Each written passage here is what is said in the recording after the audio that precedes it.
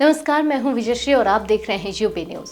पश्चिम बंगाल की राजधानी कोलकाता में शुक्रवार सुबह भूकंप के तेज झटकों ने लोगों को दहशत में डाल दिया। सुबह 10:10 पर जमीन हिली और कई इलाकों में लोग घरों से बाहर निकल आए। भूकंप की तीव्रता रिक्टर स्केल पर 5.6 मापी गई। इसका केंद्र पड़ोसी देश बांग्लादेश के टुंगी में था। European Mediterranean centre for seismology के अनुसार भूकंप का केंद्र टुंगी से 27 किलोमीटर पूर्व और लगभग 10 किलोमीटर की गहराई पर स्थित था। कोलकाता के साथ साथ उत्तर बंगाल के कई जिलों जैसे कूच बिहार और दीनाजपुर में भी इसके कंपन महसूस किए गए।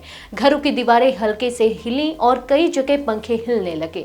जमीन की इस गतिविधि ने लोगों को थोड़ी देर के लिए हैरान और सावधान कर दिया।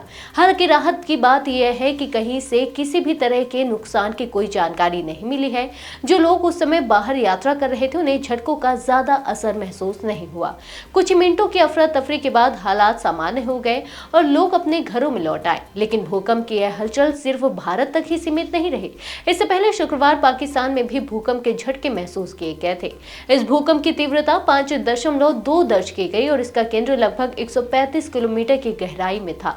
झटके महसूस होते ही कई लोग घरों से बाहर निकल आए। हालांकि यहाँ भी किसी बड़े नुकसान की सूचना नहीं मिली। पिछली रात हिंद महासागर में भी भूकंप दर्ज किया गया, जिसकी तीव्रता 4.3 रही।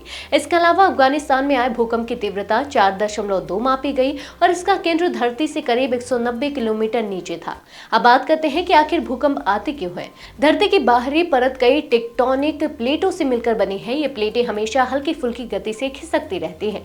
जब इनमें से दो प्लेटें एक दूसरे की तरफ बढ़ती और आपस में टकराती या रगड़ खाती हैं, तो इनके बीच ऊर्जा जमा होती जाती है।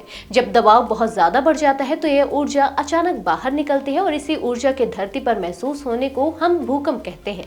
आज के लिए बस इतना ही। अगर आपके इलाके में कोई समस्या है तो आप चुप मत रहिए, अपनी शिकायत हमें भेजिए। यूपी न्यूज आपकी आवाज को जिम्मेदारों तक पहुंचाएगा, निष्पक्षता और गोपनीयता के साथ। यूपी न्यूज, जनता की आवाज, जनता की ताकत।